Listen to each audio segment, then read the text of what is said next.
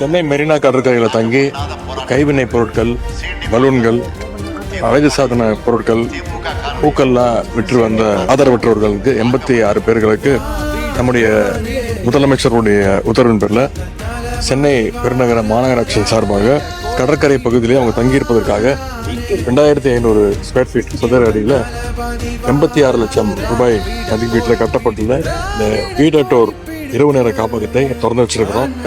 நம்ம வேலூர் மாவட்டம் சார். இங்கே 3 தலைமுறை இருக்கிறோம். காசு மணி ஊசி மணி விற்கிறோம். ஏதோ எங்களுக்கு தெரிஞ்ச வேலையில வியாபாரத்துக்கு 500-600 வியாபாரம் ஆகுது.